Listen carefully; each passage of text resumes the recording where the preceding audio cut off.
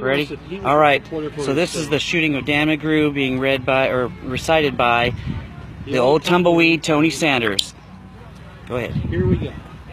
So you want to know about the Shooting of Dan McGrew? Well, it happened just like this. A bunch of the boys was whooping it up at Missy's Malamute Saloon. The kid that handled the music box was hitting a jag-time tune.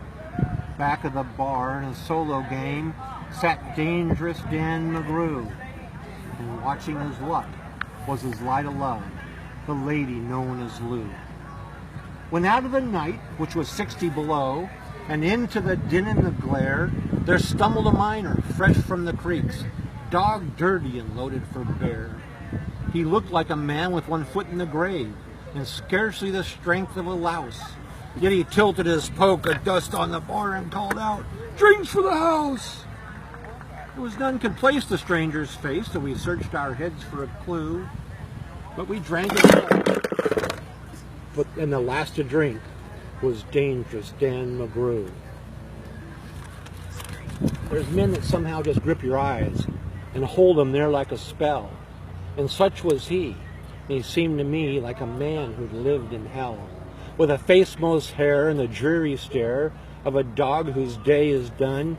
He poured three-finger jolts of barbed wire hooch and slobbered them one by one. I got to thinking who he was and wondering what he'd do. Then I turned me head. There watching him, yon lady known as Lou. When out of the... His eyes were rubbering around the room. He seemed in kind of a daze, when at last that old piano fell in the way of his wandering gaze. The ragtime kid was having a drink. There was no one else on the stool, so the stranger stumbled across the floor and flopped down there like a fool.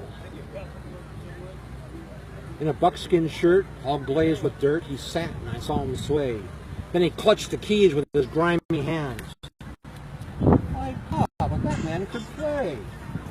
Say, was you ever out in the great alone, and the moon was awful clear, and the icy mountain hemmed you in the silence you most could hear, with only the howl of the timber wolves, and you camped there in the cold, a half-dead thing in a stark-dead world, clean mad for the muck called gold, and high overhead, green, yellow, and red,